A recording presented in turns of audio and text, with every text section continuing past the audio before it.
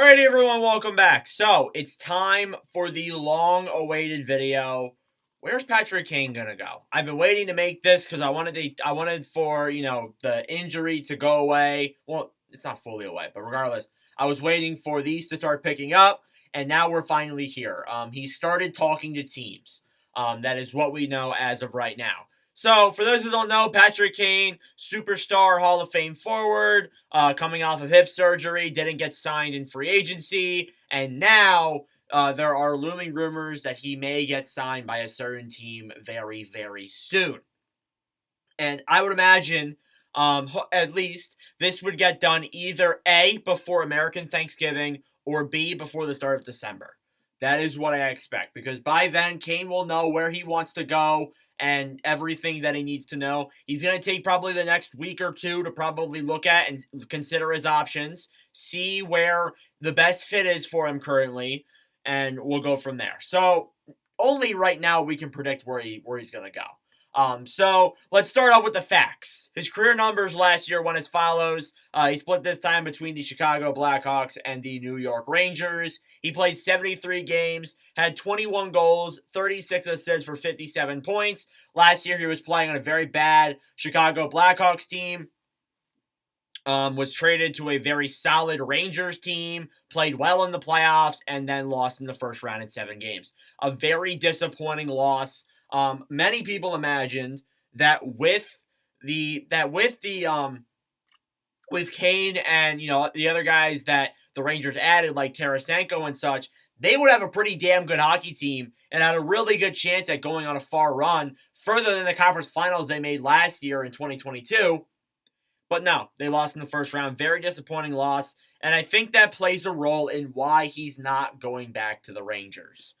It's already been confirmed that he's not going to play for the Rangers. The reunion's not happening, which, when I'm looking at it from the Rangers' perspective, it's a very smart option because, honestly, you look at Kane, he's 34 years old, coming off of hip surgery.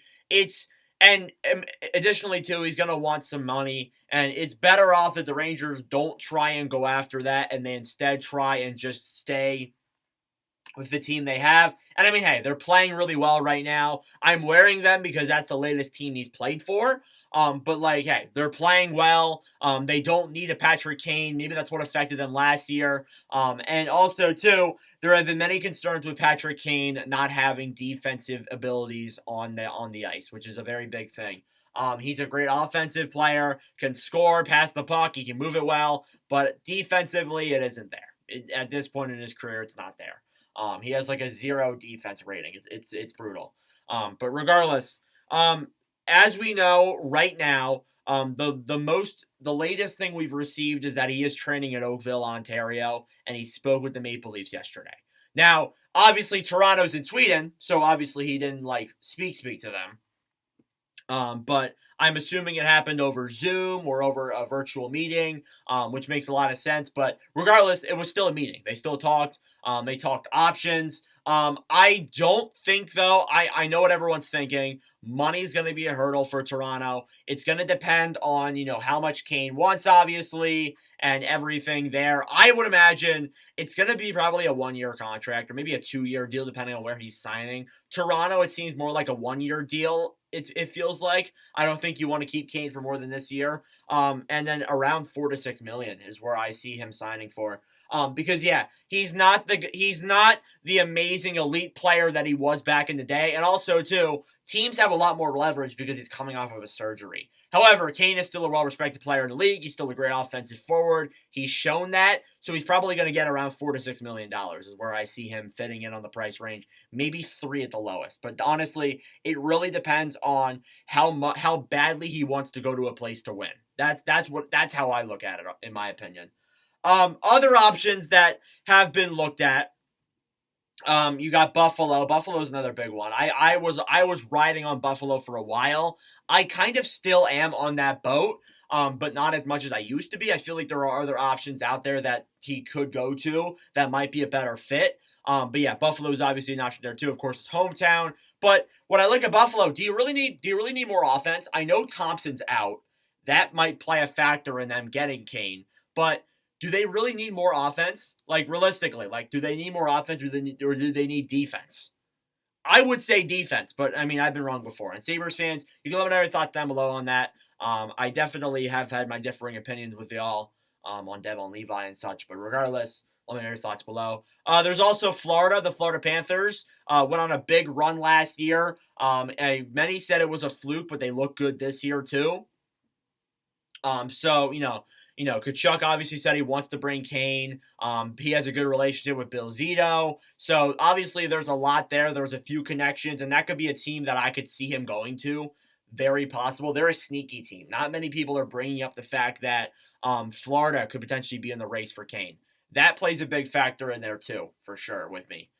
You also have the Dallas Stars. Dallas, I really can't see. I don't know why. I can't see him going to Dallas for some weird reason. I just can't see it. It's an in-division rival for Chicago, and I feel like maybe he's going to respect Chicago's values and not go there, which, by the way, I don't have Chicago on that list whatsoever. I don't expect him to go to Chicago. That's not happening. I mean, hey, maybe he sees Bedard and is like, you know what? Let's run it back. But, Dallas, I really can't see. I don't know if they want to utilize Cap for him, even though, like, they are a great team right now. That might be too big of a risk for him. There's also Detroit. Detroit's also an option too. We saw that earlier on in the offseason or like late in the offseason. We saw the rumor that he might go to Detroit. That's still on the table. There's still a possibility for that. I'm not ruling that out entirely. I do think it's very possible he could go there. It could solve more scoring issues that are in Detroit, but honestly, they have other issues they need to solve. They're facing a lot of inconsistency right now, and it's really affected them this year. I will say that for sure. Other teams that I feel like could be sneaky, maybe like I know people are gonna be like, oh my god, why are you saying that? Maybe the Oilers, because the Oilers are always that one team, and with Holland behind the GM plaque name thing, he's definitely gonna be going after forwards. So I think Edmonton's a very big possibility. Maybe even Vegas. Like Vegas, if they could utilize cap space and make the right move, they could bring him in. And I mean, there's also other teams that could use him too. But really, the only teams that I've seen really realistically interested are the ones that I've mentioned so far. So let me know your thoughts on where you guys think Kane will go. Honestly, right now, by looking at it, I'm gonna say Florida. I'm gonna say Florida. I really don't think anywhere else seems as realistic as Florida. Maybe Buffalo could be possible. Also, maybe Colorado. Colorado was another team that I saw who could maybe go in the race for Kane. If Landeskog's out for that long and Lekkonen's still going to be hurt, and we've seen them struggle a little bit over the past couple of games. I know the 8-2 win against the Ducks was a big thing, but it's the Ducks. They could go out and get Kane. Maybe not now, but come trade deadline time, they go out and sign Kane. That's a very big possibility there too. But realistically, I feel like Florida's the biggest team on probably a 1 to 2 year contract. Probably more realistically 2 with Florida. I feel like Florida would be more realistic with 2. And then $4 to $6 million is my estimate for cap. Now, obviously, I didn't look at any of these teams' salary situations, so they need to move players and such if they want to make a Kane move.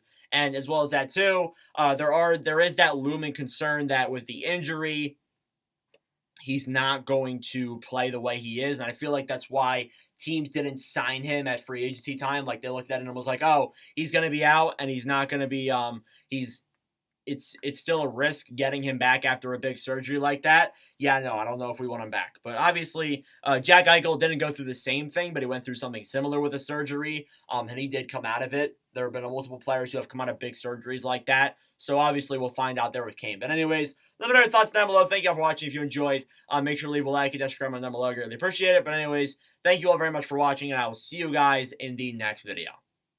Adios.